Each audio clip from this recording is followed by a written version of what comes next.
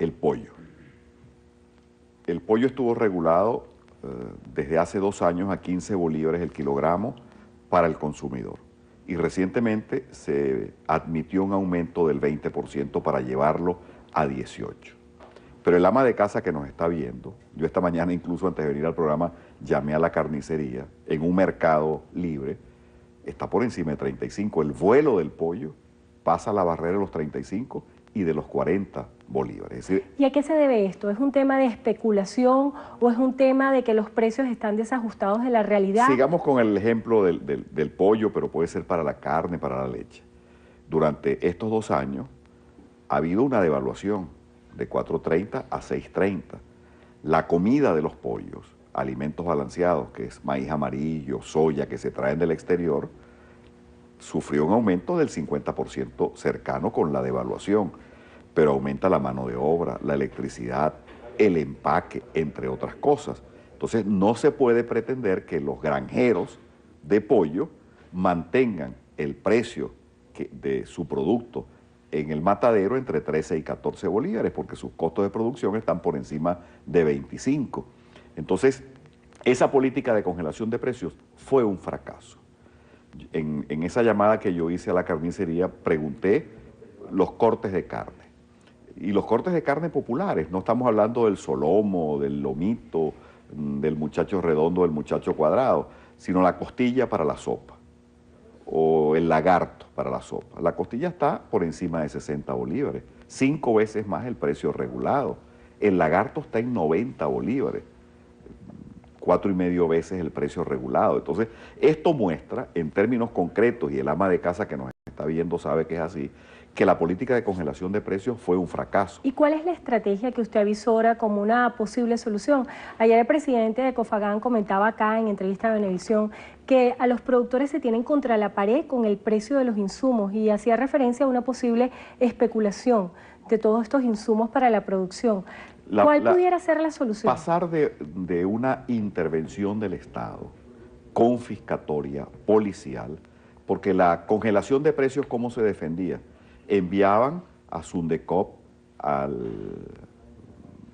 digamos a Indepavis, al CENIAT, a supervisar precios, a la Guardia Nacional a controlar los envíos, y eso fue un fracaso. Esa política intervencionista del Estado, que fue un fracaso, entre otras cosas, endrina la inflación en alimentos en los últimos 13 años, 2001-2013, salvo el 2009, cifras del Banco Central de Venezuela señalan que el precio de los alimentos creció durante todos estos años, a pesar de la política de congelamiento de precios, por encima de la inflación general. Entonces, de esa intervención fallida del Estado, hay que pasar a una política también de intervención. Yo no soy partidario del libre mercado y de dejar hacer, no, a una política de intervención, no de congelamiento de precios, sino de monitoreo de precios. Pero eso requiere diálogo. Que el Ejecutivo llame, en el caso del pollo, pero podemos decirlo con la carne, con las harinas precocidas, con el arroz, a los productores primarios, a los procesadores agroindustriales, a los proveedores de insumos, semillas, maquinaria, a la banca que financia, y establecer una política que establezca primero niveles de producción, de productividad, precios rentables a lo largo de la cadena agroalimentaria y abastecimiento pleno. Yo estoy convencido que Venezuela tiene las condiciones para tener abastecimiento pleno y quitarle esta angustia, esta desesperación al ama de casa que no consigue arroz o aceite comestible o pollo, o cuando lo consigue tiene que pagarlo más caro. Podemos autoabastecernos en arroz, maíz blanco de las arepas, pollos, huevos, cerdos, carne de bovinos, disminuir la dependencia en leche y en azúcar, que son productos en los cuales tenemos gran dependencia, aumentar la producción interna, disminuir la fuga de divisas y aumentar el empleo en el medio rural. Pero eso requiere una política económica sensata en la cual el Estado pase de ser un interventor a ser un ente facilitador de la producción y el empleo. En la agenda política, cambiando un poco de tema, hay aspectos muy interesantes, como por ejemplo la visita que está realizando en este momento el líder de la oposición, Enrique Capriles, a Colombia.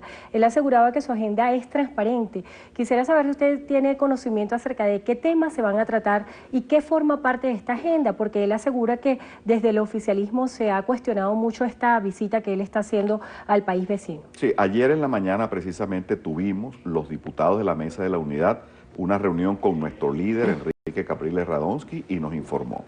Está hoy en Colombia en reuniones con el gobierno, habrá una entrevista con el presidente Santos, seguramente la canciller Holguín debe estar allí, con el presidente tanto del Senado como de la Cámara de Representantes, y dará entrevistas a los medios de comunicación. Una visita breve, un país muy importante, relaciones históricas, comerciales, una buena parte de nuestras colonias extranjeras en Venezuela, la más importante es de colombianos, hay una presencia de venezolanos en Colombia, de forma tal que la relación con Colombia debe estrecharse, y nuestro líder, Enrique Capriles, está haciendo esa visita en esos términos. En materia electoral sigue en pie todo lo que ha sido el proceso de impugnación de los resultados electorales presidenciales. Sin embargo, ayer Enrique Capriles señalaba que era importante seguir esta lucha por lo que él considera la verdad, pero no perder de vista las elecciones municipales. Entonces surge aquí una expectativa en cómo se va a manejar desde la oposición la credibilidad que pueden sentir hacia el sistema electoral cuando se convoque en mediano o largo plazo, aún no está definido el cronograma electoral, para las elecciones municipales, para que los electores vuelvan a confiar, los electores de la oposición, en el sistema electoral. A Dios rogando y con el mazo dando. Continúa la impugnación en CNE, Tribunal Supremo de Justicia, pero hay un evento político demasiado trascendente: las elecciones municipales, alcaldes y consejos municipales.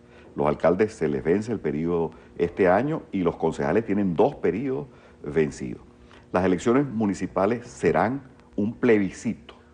Así como nosotros fuimos mayoría el 14 de abril y hoy somos una mayoría más consolidada, en las elecciones de alcalde la Alternativa Democrática tiene la posibilidad de ganar más de 150 alcaldías, obtener por encima del 55% de los votos y devolverle al Poder Municipal su agilidad, de forma tal que a las elecciones municipales nosotros le damos una trascendencia de elecciones nacionales y estamos preparados.